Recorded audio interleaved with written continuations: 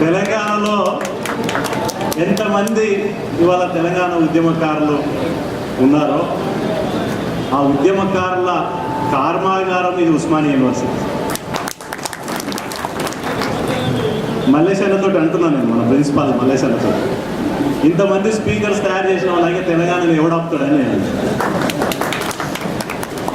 ఇవాళ మీ స్పీచ్లను చూస్తూ ఉంటే, మీ పాటల్ని ఆటలను చూస్తూ ఉంటే తెలంగాణలో తెలంగాణ రాష్ట్రాన్ని ప్రపంచంలో ఏ శక్తి ఆపదని అనిపిస్తుంది.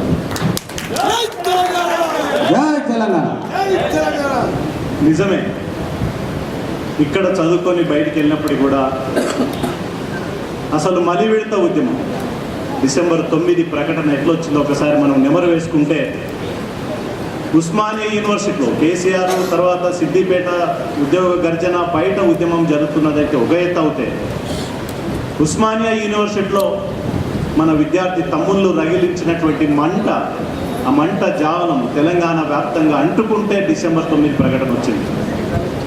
ఇక్కడ ఆర్ట్స్ కాలేజ్ ముందు ప్రారంభమైనటువంటి ఆ మంట తెలంగాణ వ్యాప్తంగా దావనంగా వ్యాపించిన తర్వాత డిసెంబర్ 9 ప్రకటన వచ్చింది. ఇవాళ రాష్ట్రం వచ్చినట్లే వచ్చి పోయినప్పటికీ కూడా ఒక మహోజ్వలమైనటువంటి ఉద్యమానికి నాయకత్వం వహించినటువంటి ఘనత ఇవాళ అన్న స్వామి గౌడ్కి దక్కుతుంది.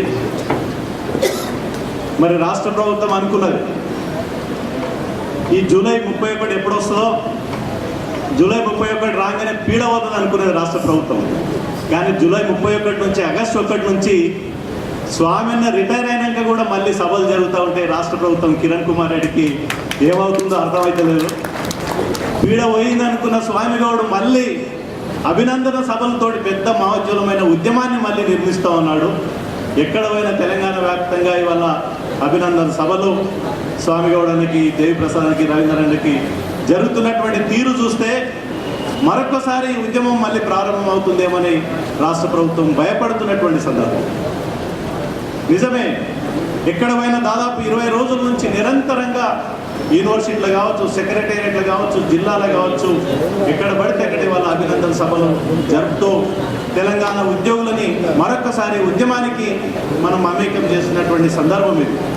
ఇవాళ ఎక్కువ మాట్లాడకుండా మరి స్వామన్న ఒక మాట చాలా సందర్భంలో చెప్పిండు, నేను రిటైర్ అయింది టెక్నికల్గా పదవీ విరమణ, ఆ పదవికి మాత్రమే, ఉద్యమానికి కాదు. తెలంగాణ రాష్ట్రం వచ్చేంత వరకు మీతో ఉంటా, ఒక కార్యకర్తగా పనిచేస్తానని అనేక సభా వేదికల ముందు చెప్పడం జరిగింది. ఇవాళ స్వామిన ఇంకొక ఉద్యమ డ్యూటీని కూడా అందుకుంటున్నారు. ఈ రాష్ట్రంలో ఒక నయా బానిసత్వ వ్యవస్థని తీసుకొచ్చినటువంటి ఘనత చంద్రబాబు నాయుడుకు ఉన్నది. అది కాంట్రాక్ట్ రూపంలో, అవుట్ సోర్సింగ్ రూపంలో, టైమ్ స్పేర్ రూపంలో దాదాపు 2-3 లక్షల ఉద్యోగులని వెట్టి చాకిరీ చేయిస్తుంది రాష్ట్ర ప్రభుత్వం. వారికి నాయకత్వం వహిస్తానని స్వామిన్న ఇప్పటికే చెప్పడం జరిగింది. మరి స్వామిన్న నాయకత్వం వహించిన తర్వాత ఇవాళ ఉస్మానియా యూనివర్సిటీలో పనిచేస్తున్నటువంటి టైమ్ స్కేల్స్ కాంట్రాక్ట్ ఎంప్లాయీసే కాకుండా తెలంగాణ వ్యాప్తంగా పనిచేసినటువంటి కాంట్రాక్ట్ అవుట్ సోర్సింగ్ ఎంప్లాయీస్ అందరూ కూడా రెగ్యులరైజ్ అయినట్టే నేను భావిస్తూ ఉన్నాను. ఇంతకుముందు మనవరన్న మాట్లాడుతూ అన్ని అవార్డులు, జీవోలు ఇచ్చేసిండు. నేను సామాన్యతో అంటున్నా, నువ్వు ముఖ్యమంత్రి అయినట్టున్నావు అన్నా, అన్ని జీవోలు వచ్చేస్తున్నాయి. సో నిజంగా అట్లాంటి వాతావరణం రావాలని కోరుతూ, ఆ రోజు రావాలని కోరుతూ, స్వామన్న మనతో ఉండాలని కోరుతూ, స్వామన్న అందరి వాడు కొందరి వాడు కాకూడదని మీ అందరి తరపున విజ్ఞప్తి చేస్తూ జై తెలంగాణ.